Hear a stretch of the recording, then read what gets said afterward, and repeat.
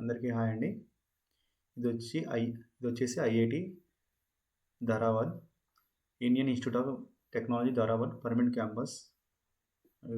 Notification release అయిందండి. Release అయిన date recruitment advertisement number IITDH admin SR 29/2024 to 25 date 26th August 2024 అండి.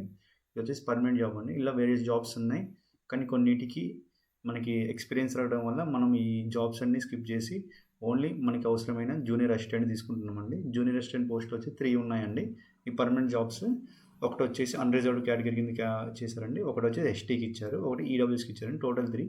Pay level వచ్చి 3 అండి, అంటే 21,700. అన్ని ఎలవెన్సెస్ కలిపేసుకొని మనకి దాదాపుగా 35 to 40 అనేది మనకి హ్యాండ్ ఇస్తారండి.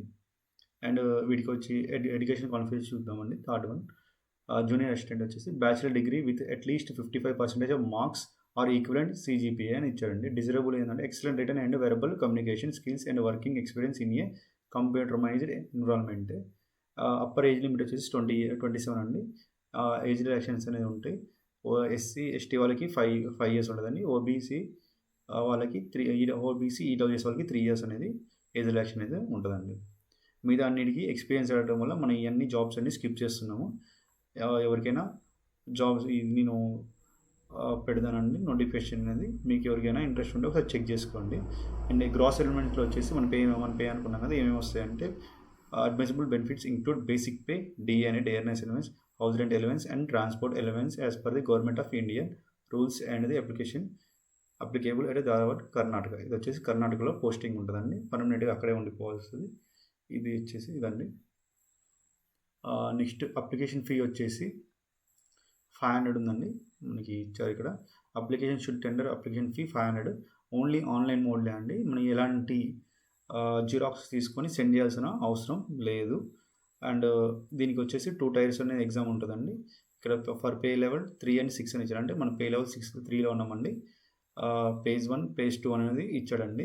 Return test 2 shall be the conducted at the description అండి. ఫస్ట్ ఏంటంటే ఆబ్జెక్టివ్ టైప్ అందరికీ సేమ్ ఉంటుందండి. లెవెల్ 10 కానీ లెవెల్ 6 కానీ లెవెల్ 3 కానీ అన్ని అందరికీ సేమ్ ఫస్ట్ ఎగ్జామ్. సెకండ్ మాత్రం డిస్క్రిప్షన్ టైప్ ఉంటుంది. వీళ్ళకి వేరే వాళ్ళకి ఇంకేమైనా ఉంటే చూద్దామండి. Next, if return test second is conducted, the final selection will be based on the aggregate marks obtained from the both the return test with aggregate weightage 20/40 in return test 1 and 80/60 in written test 2. The weightage of written test 1 and 1 or 2 written test will intimate the time of issuing the call letters. ఇవన్నీ అన్ని మొత్తం call letters ఇచ్చే టైంకి మనకి అన్ని intimate చేస్తారండి.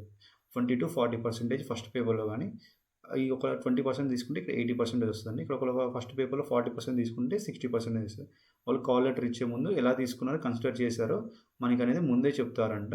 అది చెప్పిన తర్వాత మనకి కాల్ లెటర్ అనేది ఇస్తారంట, అంటే మనకి అడ్మిట్ కార్డు అనేది ఇస్తారు అని మెన్షన్ చేస్తారండి. ఇవి ఈ జాబ్ డీటెయిల్స్ అండి. ఇంకా ఎగ్జామినేషన్ సెంటర్స్ వచ్చి ఇక్కడ మెన్షన్ చేయలేదు. మ్యాక్సిమం ఇక్కడ ఏమిచ్చారంటే మనకి ఇక్కడ DNS ట్రావెలింగ్ ఎలవెన్స్ గురించి ఇచ్చినప్పుడు మనకు ఒక పాయింట్ ఇచ్చారండి. TA రిజర్వ్మెంట్ అని, no travelling allowance shall be paid to the house station application for attending written test. అంటే మ్యాక్సిమం మనకి కర్ణాటకలోనే ఎగ్జామ్ అనేది ఉంటుందండి.